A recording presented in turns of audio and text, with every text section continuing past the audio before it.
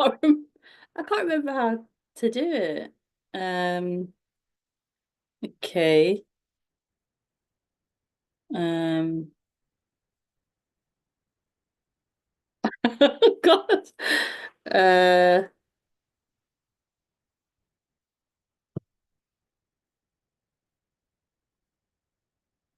um, okay. Um,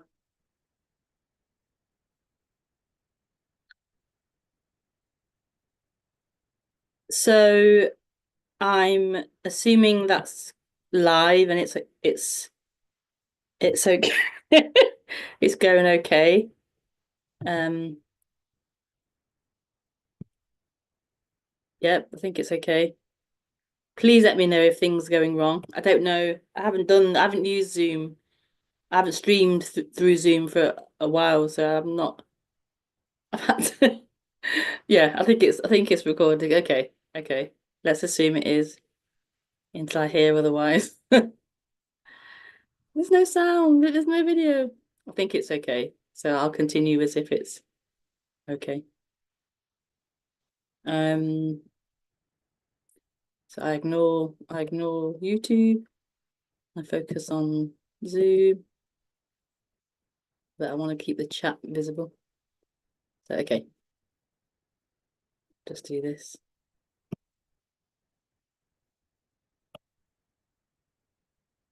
Um, yeah.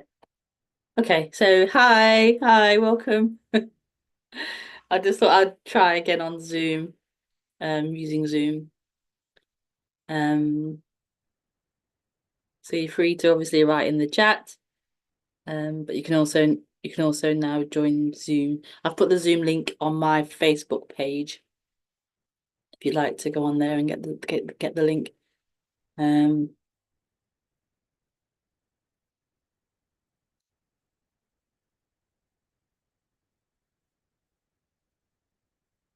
just thought I'd try it and see. I can't say it'll be a definite week in, week out, but I thought I'd just try it and see. So yeah.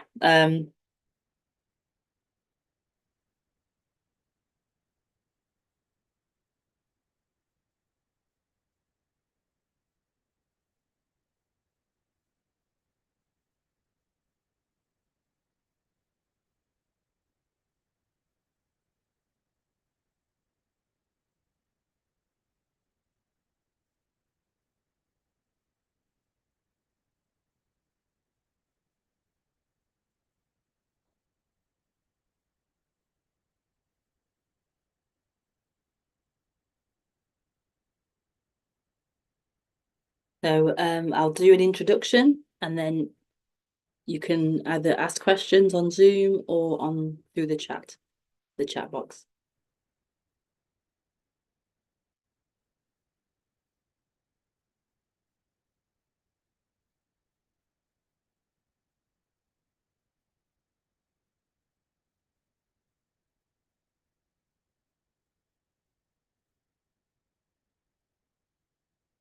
So the title is Non-Duality Stream.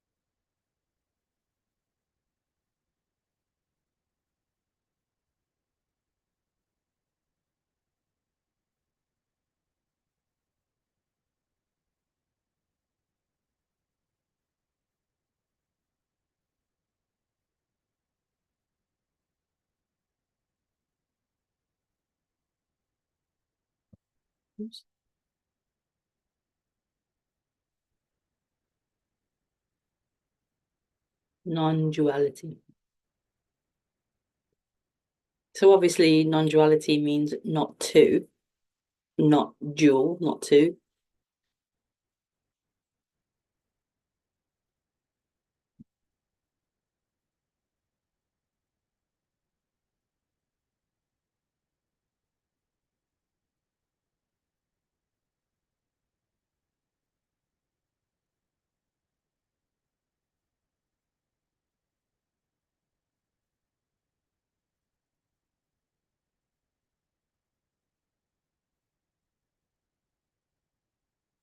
What does that mean in reality?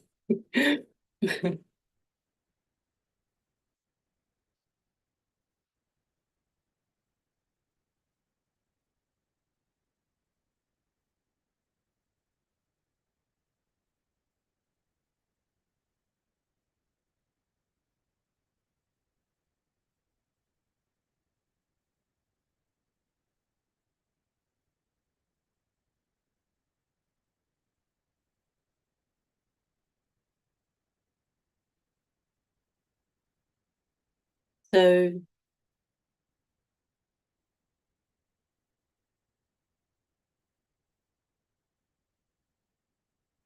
I only really reference it to the experience of being someone in a timeline,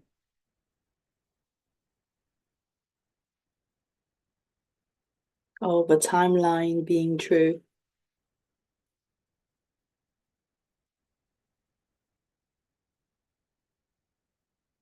So this timeline of someone who has history, has all these different stories of experiences that have happened, um, has a current story of what's happening, and has ideas about a future, like a future story of what hopefully is going to be happen, or what negatively is going to be happening. You know, these fears of what might happen in the future.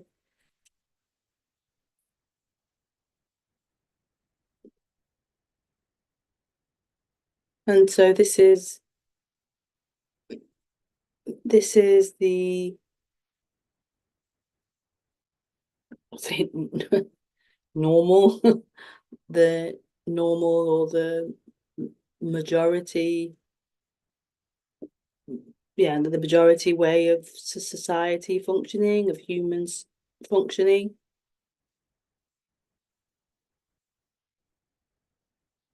like stories meeting each other, stories meeting stories.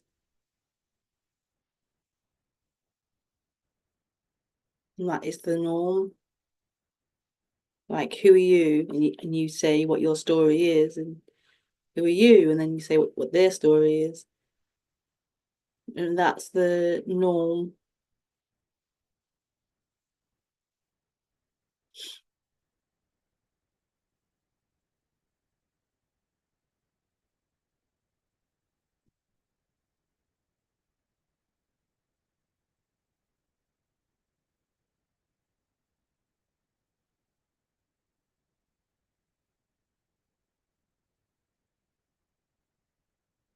But that story of who you are has begun to feel, in most humans, has begun to feel very real. Like that story isn't just a story, or even a story at all, when you're heavily identified to that story, like pre-non-duality or pre-spirituality, where you're identified strongly to a story of who you are, then it doesn't feel like a story. It feels like that's fact, that's who you are, that's just reality, who I am, without even a question.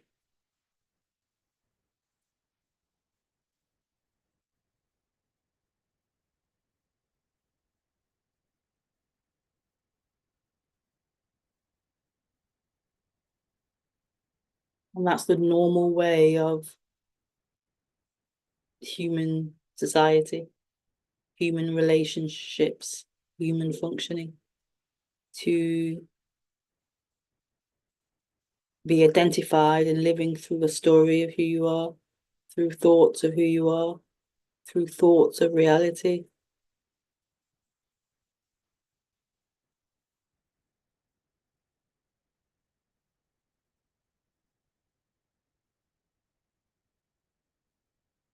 And in a way, there's nothing actually wrong with that either, really.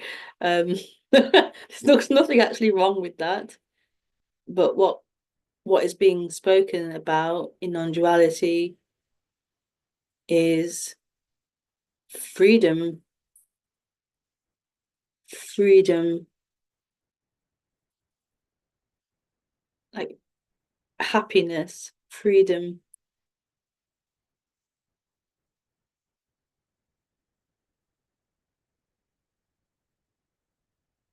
and being identified as someone isn't freedom, isn't happiness. It's a form of suffering, or it is suffering. I mean, maybe there is pleasure sometimes, there's pleasure. Life can be pleasurable, things can be pleasurable, but often, more often than not, it's suffering.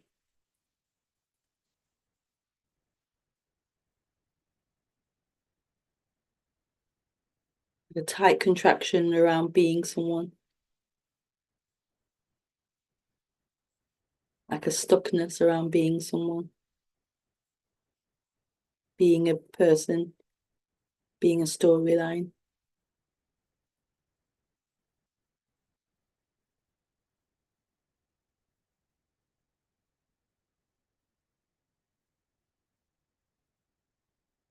And so what non-duality is speaking about is the possibility of that experience of being a storyline, being a separate someone storyline, or a storyline full stop. The possibility of that ending, of that storyline being seen through as what it is, a storyline, a dream, a not truth.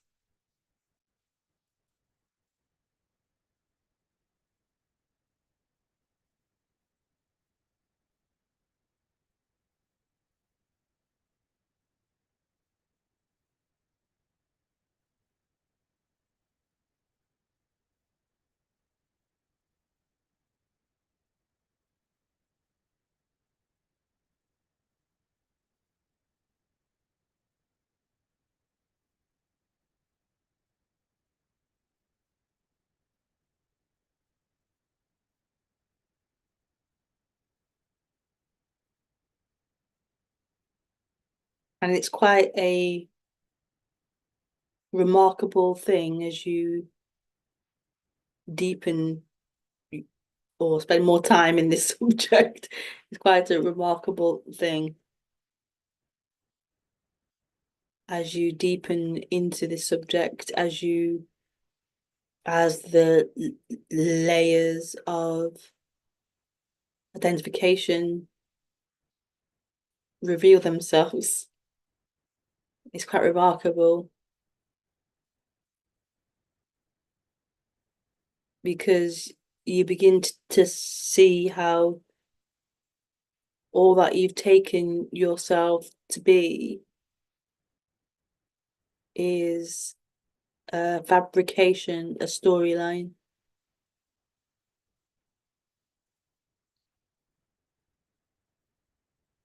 and not truth.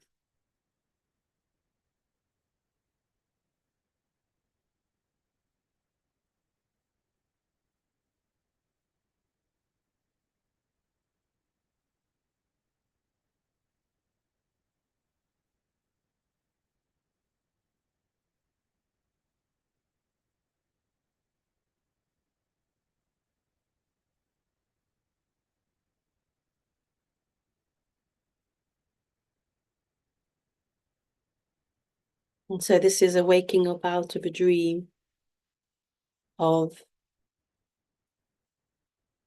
time,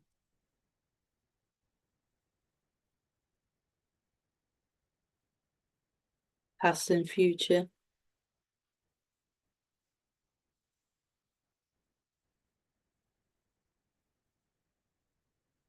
waking up out of a dream of who you think you are, the identities, the storylines you think you are.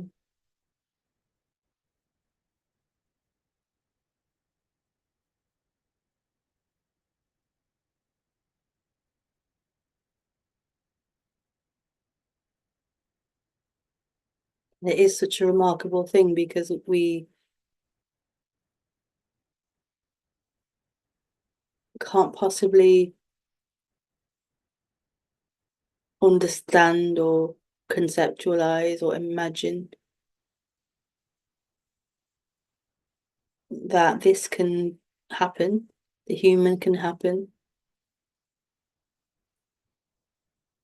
without this idea of someone in the human. We imagine we're in the human. We are somebody in the body looking out, a separate someone in the body looking out. And so we can't possibly imagine that this could happen, the body could happen, life can happen without that sense of someone, this point of reference being in the body.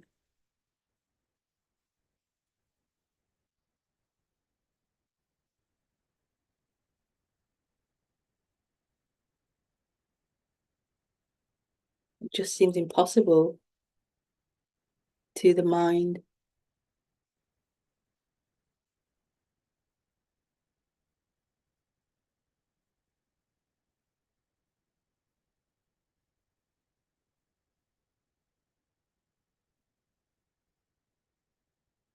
We often need someone to be in control.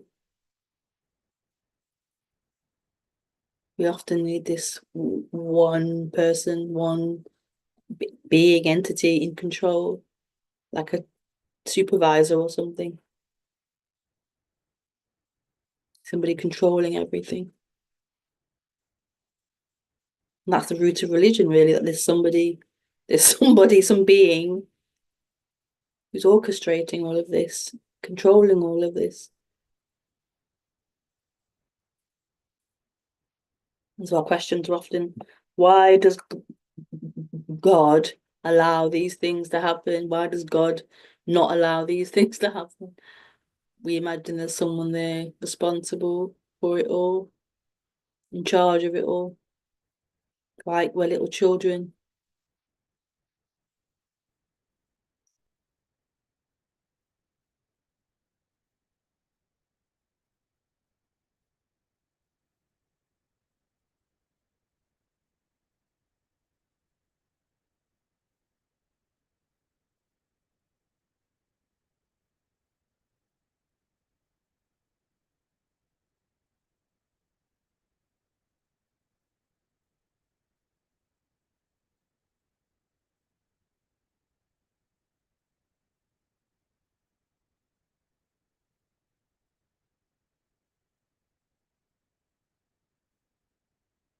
It was quite a huge thing, actually.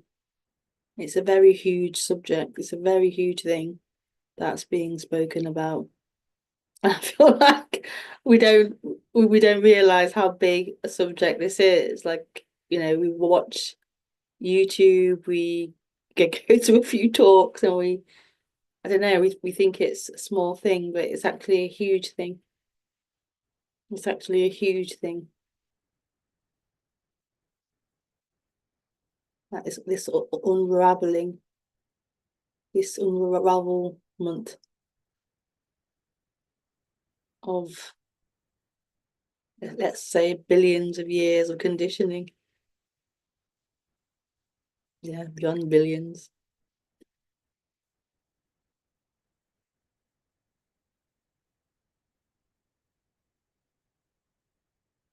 We're questioning such a deep, deep genetic conditioned belief in energetic, conceptual, in separation, this deep belief of separation, this deep experience of separateness.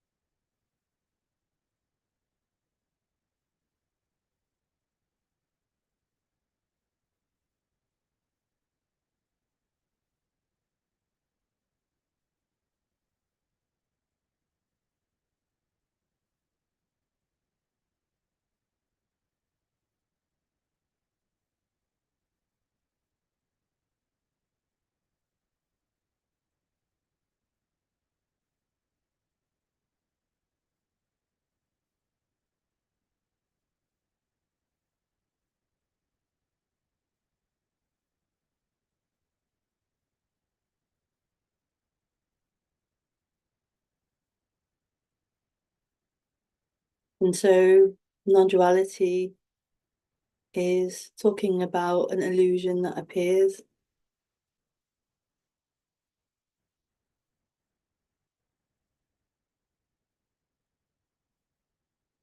Non-duality, you could say non-duality creates an illusion. It plays as being separate. It creates that projection and that dream of being separate. And then it talks about this separateness and the illusion of it.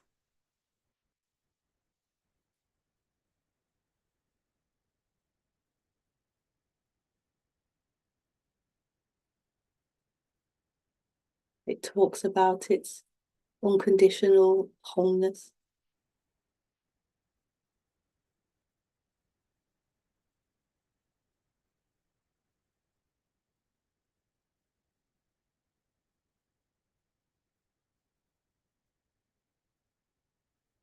How beautiful is that? How beautiful is that?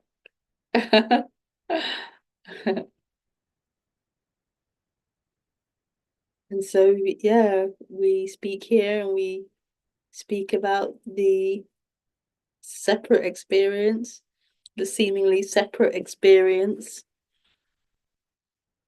that plays out, how this seems to be happening to someone, how life seems to be happening to someone. We speak about that and we speak about the dream of that, the illusion of that.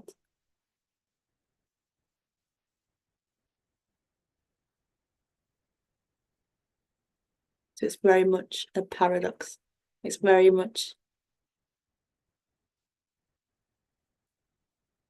yeah, the paradox. So yeah, we try to communicate this. We try to ask and answer. So you're welcome to ask any questions. Either join me on Zoom or you can use the chat box and write your question. I think it is. Are you a non-dualist? Am I a non-dualist? I have some experience with it. Oh, I've lost the Zoom now. Okay. Are you a non-dualist? Non-dualist. I got boxing, I a boxing match or something. I'm a non-dualist. Am I non-dualist? By non-dualist, I'm assuming you're meaning, do I speak about non-duality? So yes, I do speak about non-duality. Um, yeah, non-duality is the subject here. Yes. It is the joy and the love here. Non-duality. It is the passion. But I'm not fighting that. I feel like boxing, like I'm a non-dualist. It sounds like I'm in a boxing ring or something for some reason. I'm not sure why, but non-dualist. It sounds like it's a boxing thing. But I don't see it like a boxing thing. Yeah, I don't see it like that. I remember um like when I first got into non-duality, it was a bit like a boxing thing.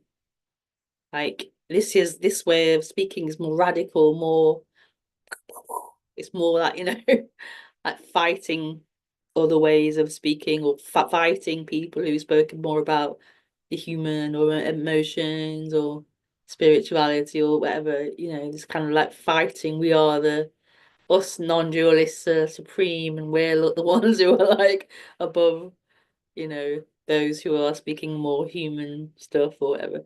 Um, so there was that kind of approach to it. The mind takes this superior position. Um, but yeah, it doesn't feel like that anymore. No.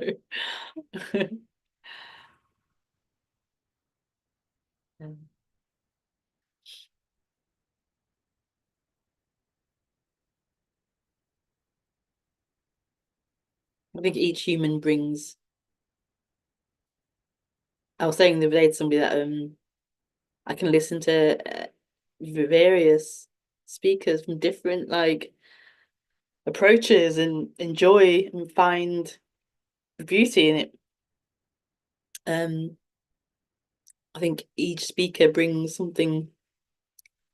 A particular area will be more where they're coming from over other areas, and so I feel like it's good to have that variety of speakers. It's good to have that each different area spoken about because it is all like all of it is relevant. Like each human's awakening will be different, very similar, but different themes will be more important or more relevant to different humans. So yeah, yeah. But I think the main thread or the main part of this subject, again, at least here, I don't know, everyone's say different, but at least here, the main thread of this subject of non-duality is freedom, is love, is freedom. And that's the part that resonates most here, the freedom of this, the love of this.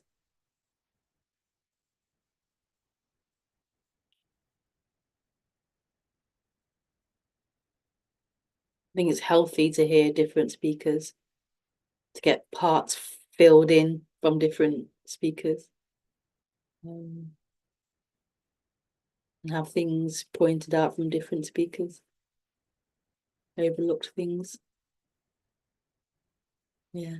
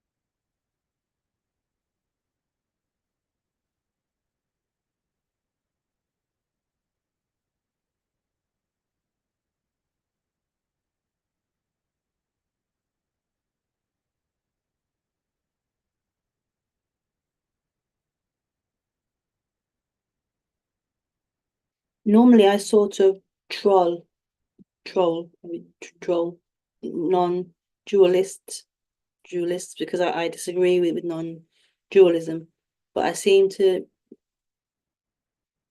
nice of a person, and you not I. Oh, you are, but you seem to be nice of a be nice, yeah, nice person, and you did sort of notice from the way I asked it.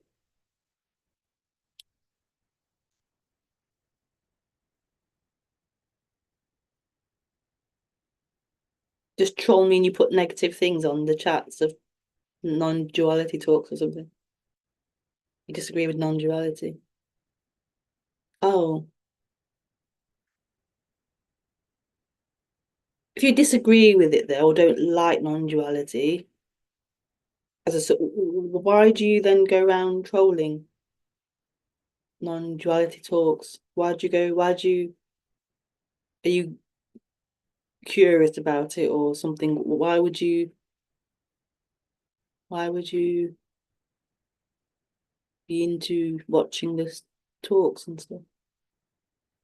Don't quite understand that.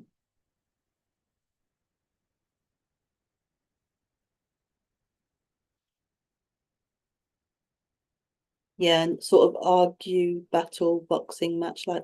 Oh, I see. Oh, oh, yeah. Well, that feels horrible. At least here, that feels horrible. Like in the stomach, like that feels horrible. That feels horrible. Yeah, sorry. I feel. Oh, that feels horrible. Um, yeah, that feels horrible. Oh, that feels sorry. That feels horrible. That feels horrible. That feels horrible. Um,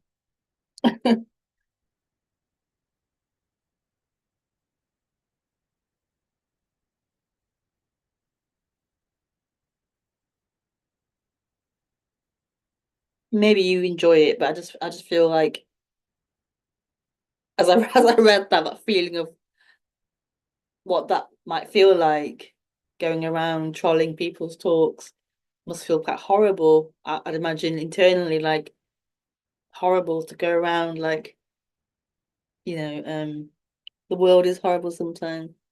I like to, sorry, I missed a bit there. I like to know their intentions. The world is horrible sometimes.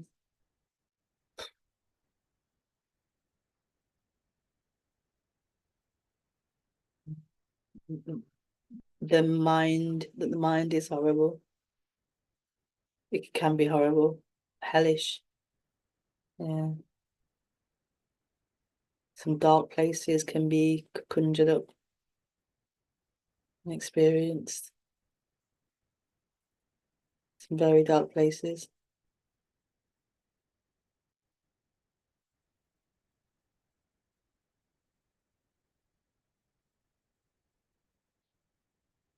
Um,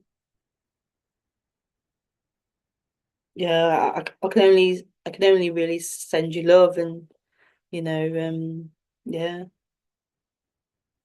yeah.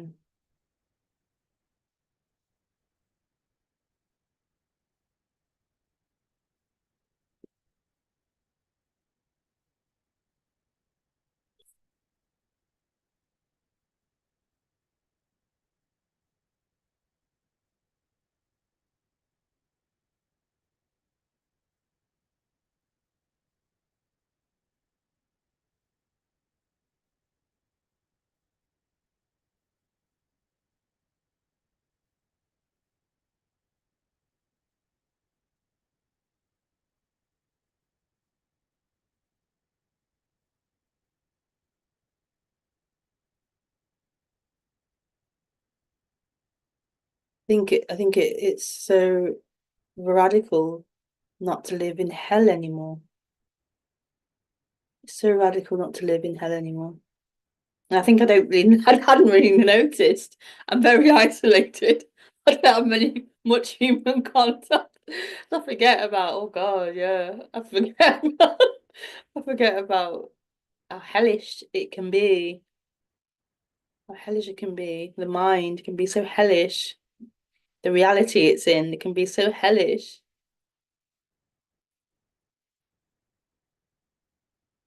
Mm.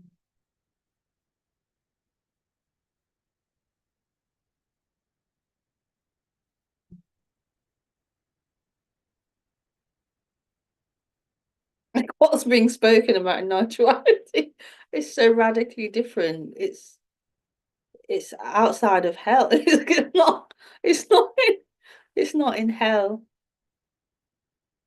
Is it heaven?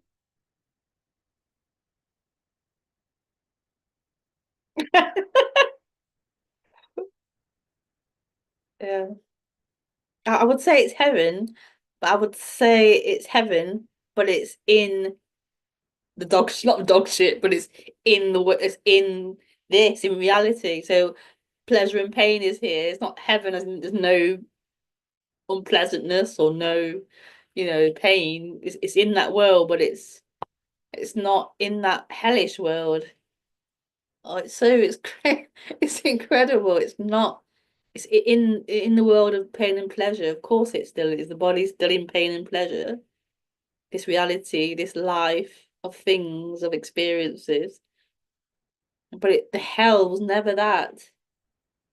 We mistakenly thought the hell was in there being pain here and loss here and these things, but it's not in that. The hell, the hell is the, the hell is this dream, this living through the mind, living through these ideas of somebody, these projections of somebody. That's the hell. The actual reality is quite simple. It's pain, it's pleasure. There's emotion, there's tears, there's crying, there's laughing, that there's no bread left. There's like deal with the cat poo. It's just life, but it's the extra layer that creates the hell of this being the story of someone, of it happening to me. I'm someone. I'm a fixed, solid person.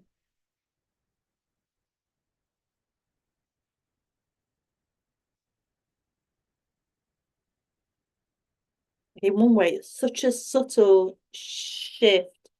It's such a subtle thing to happen, and yet in another way, that subtle little shift to happen has the implications, and the impact of that is is quite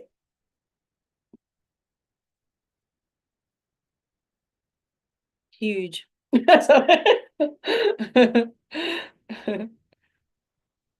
And yet it's also not as well. Like it's also, yeah, yeah. I don't think it exists. What's that? Of the world. But I do think a person can be in balance. I don't think it exists. What the world, you mean? What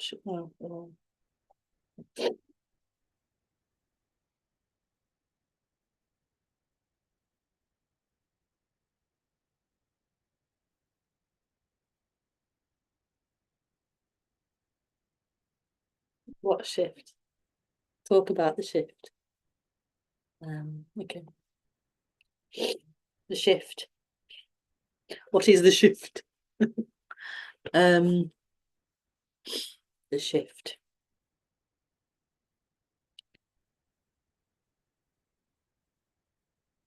Well, it depends who you ask, of course. Everyone will say it differently, but the shift, or there are other words you could use as well, maybe less, um, I don't know, have different meaning. Um, the collapsing, the dissolving, the change, going through the change. um, you could call it obviously awakening, liberation, Could call it wholeness. The end of separation. Non-duality.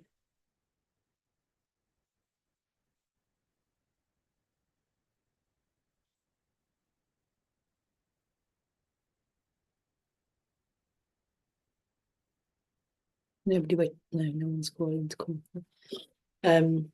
What shift? So we're talking about the end of something, the end of the experience of being separate, a separate person. Not the end of language or the end of communication or the end of behaviors or habits or conditioning, but the end of there being someone. And that's very strange to hear.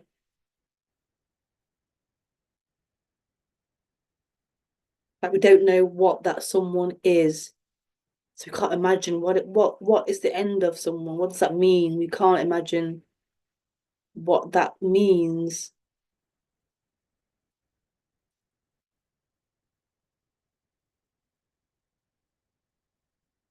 But it's like an energetic change. Like, so rather than feeling as if you're limited here, like an object here, a something here, you are this narrative, the story of someone here. So rather than that, it's the end of that.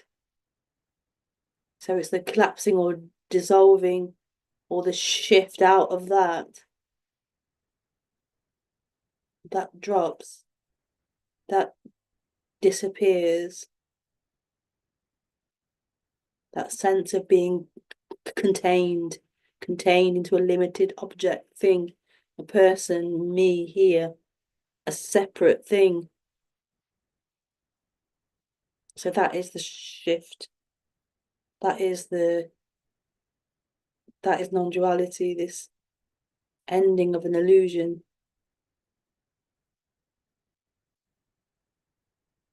ending of this experience of being so separate.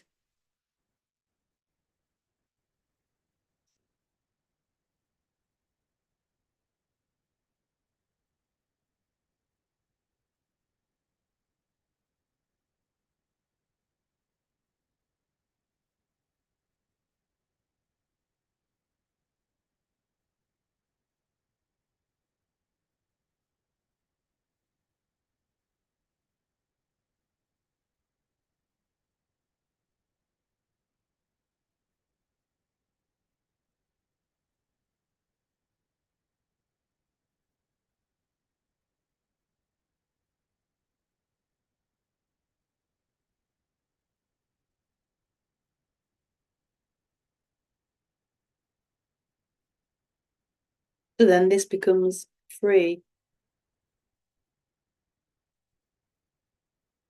It's no longer about this someone in time, it's free.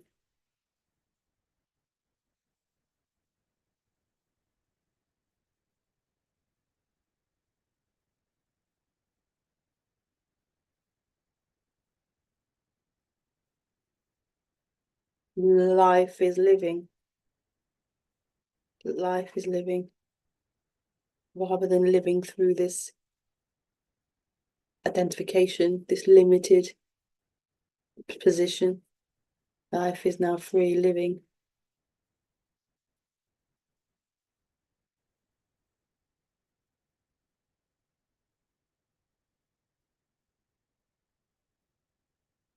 There is also beauty in being different. What you mean, as opposed to like wholeness, you mean like there's no separation and everything's the same. Is that what you mean? There's beauty, also beauty in being different. Yeah, there's beauty in different, there's beauty in form.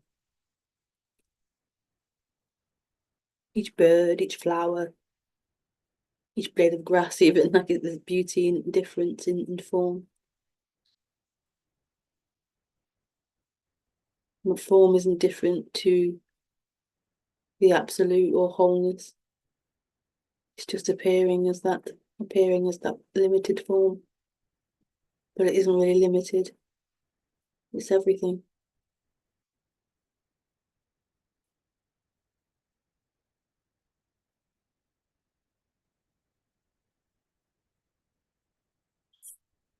Um,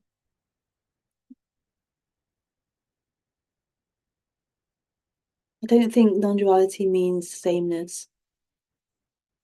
Because the character is free then to be wholeheartedly themselves when there are nor should, well, when there aren't maybe any should and shouldn'ts. I'm getting thrown by different things now. It's not really a question, so I'll leave that one. Yeah, and what about men and women?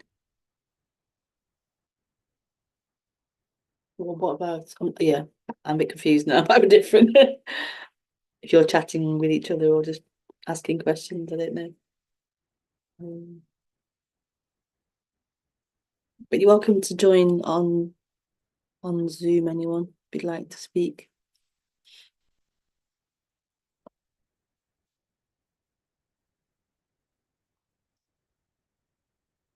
What about men and women?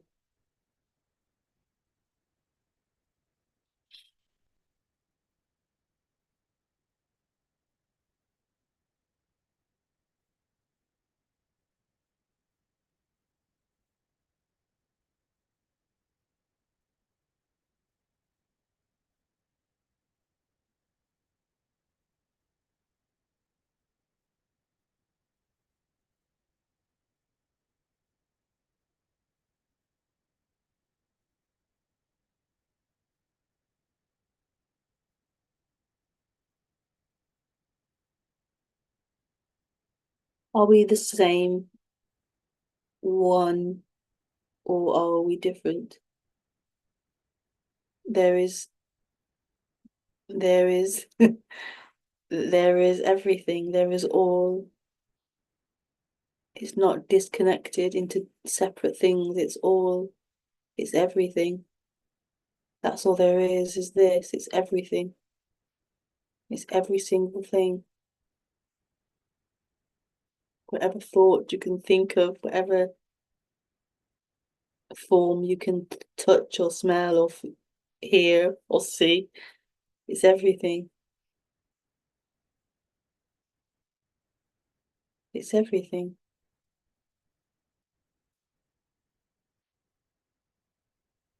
It's everything.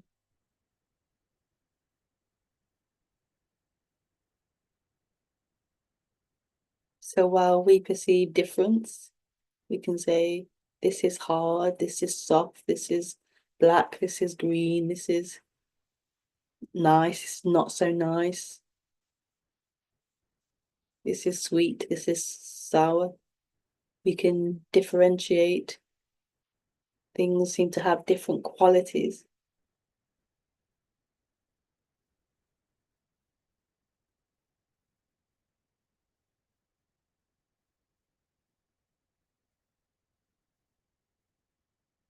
And we mistakenly believe that these are different things.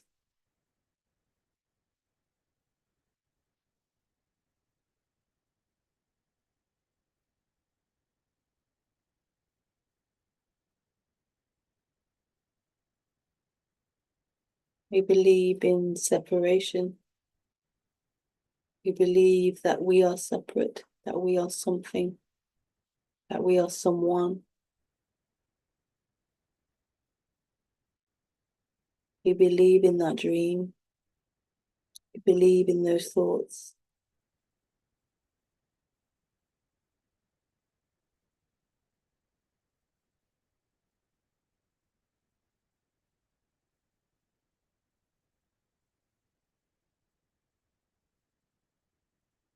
And believing in those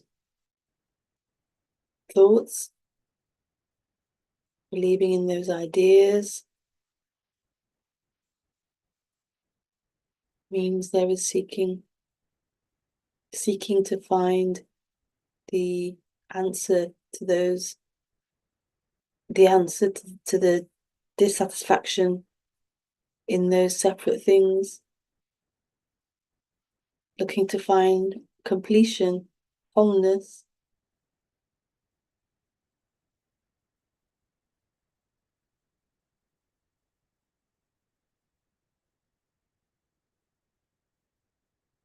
But nothing is separate. It's a dream. It's a possibility. It's not fact.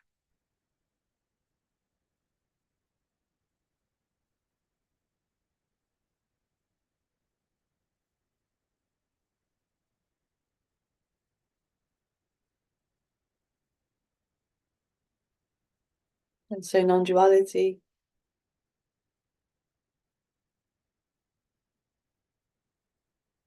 is questioning those beliefs in separation,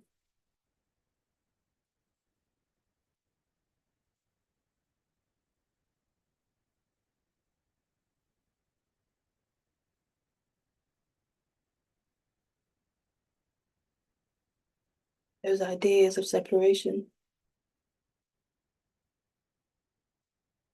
It's pointing back to all there is, which is wholeness, which is this.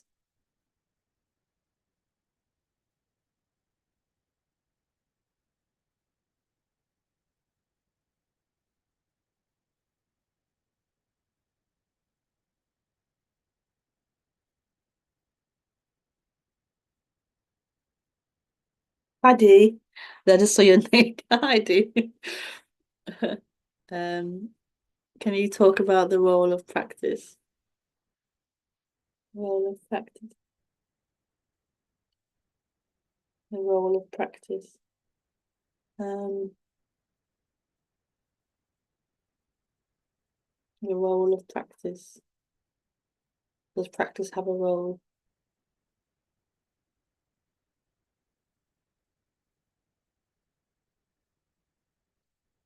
Um, I suppose, oh, I don't know. I suppose from the teachers that I was into and listened to and resonated with, there wasn't really talk of practice.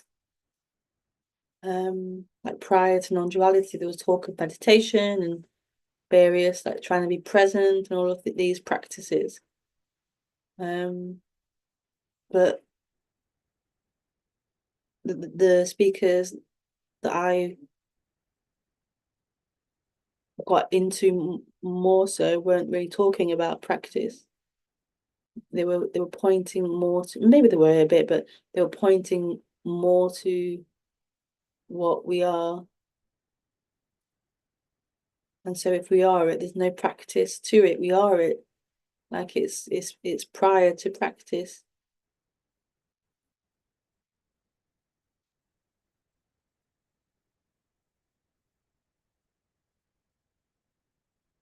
Like what would practice other than that which feels it,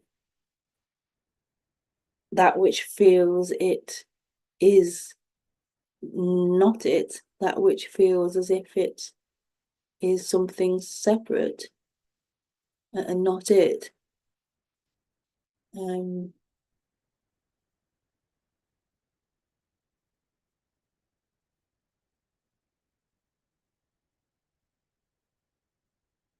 so yeah, I don't really um, speak about practice. It doesn't mean you can't practice or you shouldn't practice. Of course, you can practice meditation or sitting quietly or practice the whole who am I inquiry and seeing what thoughts come, what ideas come, and you can do so much practices and so many different things you can do. Breathing work, chakra work, aura work, emotional release stuff. You can do so much practices.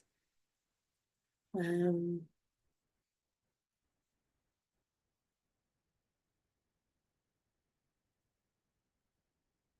and that I'm sure would help the body mind system,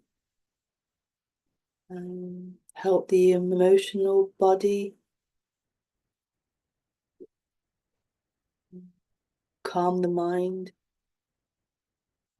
Um,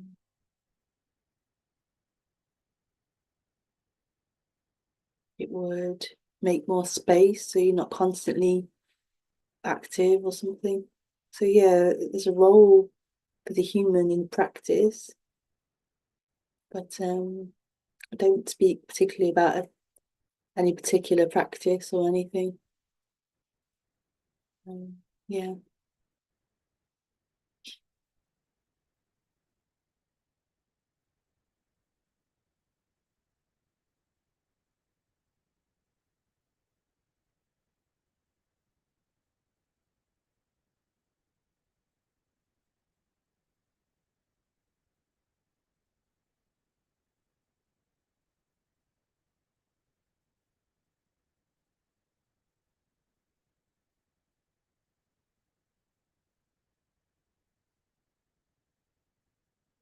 And did you have Kundalini awakening? Hi, Peter. Um, possibly, possibly had it without knowing. I had lots of spine back of the like, oh God, yeah, I remember a lot of spine, like, oh my God, spine fire, like bottom of the spine, lots of shooting up sort of energy. Um, a lot of intense sexuality opened as well, which could be Kundalini. I don't know. A lot intense.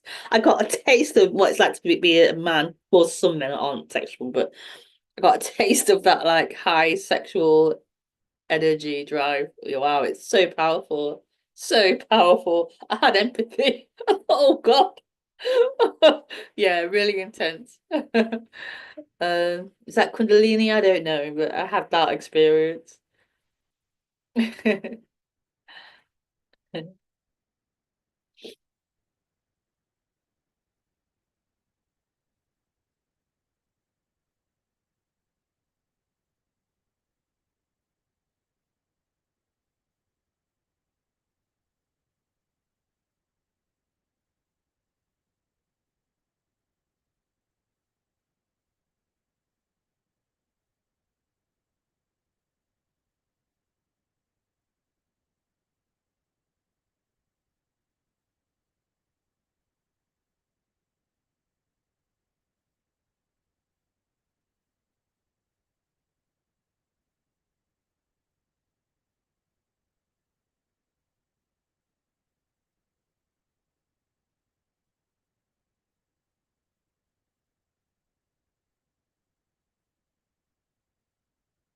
So what's being spoken about is the returning to this, returning back to what is happening, returning back to life.